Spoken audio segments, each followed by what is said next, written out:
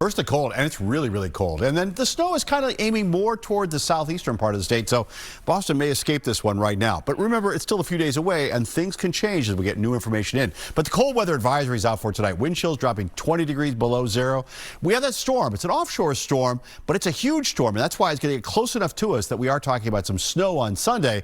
Your Saturday, though, right now looking sunny, but it will be cold. Speaking of cold, tonight, it's clear. A cold weather advisory has been issued. Lows tonight, 6 below zero to 8 above. Wind chills, as I mentioned, 10 to 20 below zero. Westerly winds 10 to 20, and tomorrow is going to be another windy day out there.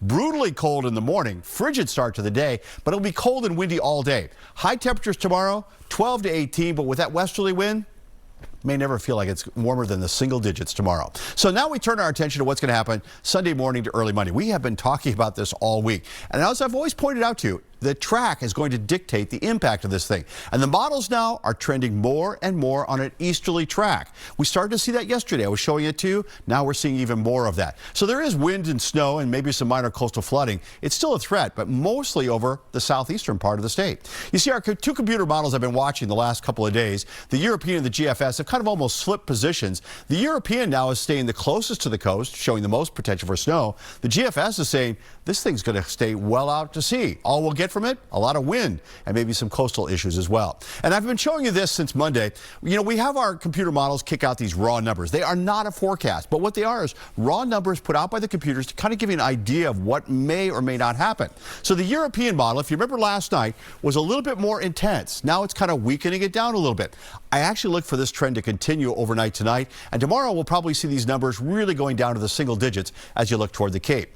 The U.S. model, the GFS, yesterday started saying no. I mean, earlier in the week it was saying 15 to 18 inches of snow. Now it's saying this is just really a near hit, and we're talking about a ½ inch to an inch of snow. So I really have kind of put all that together, take into account what we've seen the last couple of days, and this is the snowfall forecast that I've come up with. About 4 to 8 over the Cape, about 2 to 4 for the South Shore, and for Boston, an inch or two. And really, once you get west of Worcester, you're probably not going to see much out of this. It's going to be happening on Sunday.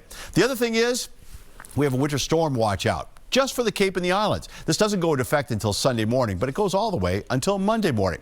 What's the timing on this? Well, we start getting the snow showing up early Sunday morning, about sunrise. It'll be with us most of the day, mainly focused over the southeast, trying to work its way northward, but doesn't get to this point until well into the afternoon. It'll kind of be hanging around through the evening, and then by the time we get to Monday morning, it is pretty much out of here.